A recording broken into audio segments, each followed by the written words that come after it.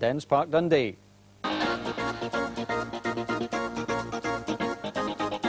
Dundee on fire in the first half, giving Hearts in their new change strip of striped jerseys no time to settle. But this penalty claim, as Neil McCann is laid horizontal, was rejected by referee Les Mottram. The early pressure was incessant, good play on the right this time, and a cross to match from Ray Farningham. McCann with the header, but when it eventually falls for Jim Hamilton, Hearts goalkeeper Henry Smith produces a wonderful point-blank save.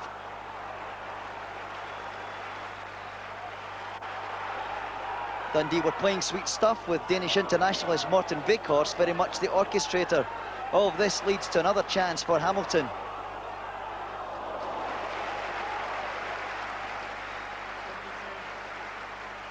Still the goals wouldn't come, despite the fact the close calls were becoming more and more frequent.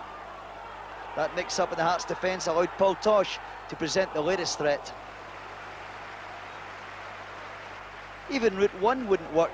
Michel Pagot joined the attack threat by launching one forward, and when Tosh delivered the cross, it found Hamilton out of luck yet again.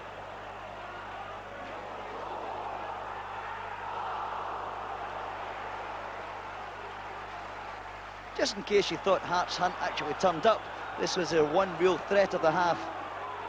John Cahoon, though, didn't really trouble Pagot. Dundee just had to score, and they finally did 9 minutes before half-time.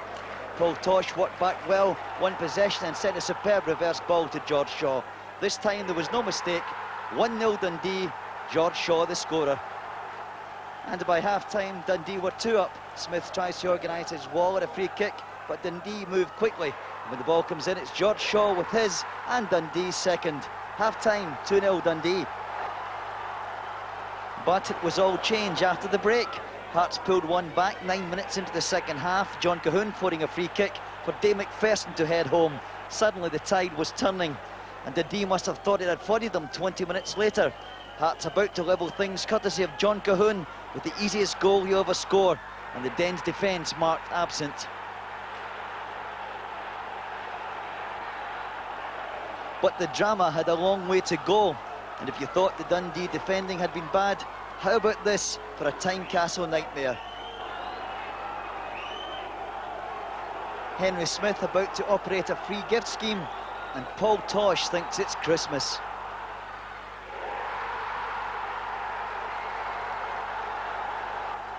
But with Dundee screaming for the full-time whistle, an incredible game was about to spill into extra time. Cahoon crosses, and Alan Lawrence breathes life into Hearts once again. Astonishing stuff. Now, just in case you're not keeping up, that made it 3-3 and introduced extra time. Dundee went ahead for the third time and did it with the goal of the game. Great build-up play, an absolutely international class finish from Morten Weghorst. A goal worthy of winning a cup tie, but not this one. Coming up, a penalty award to Hearts, with Neil Duffy seemingly guilty of a push on Alan Lawrence.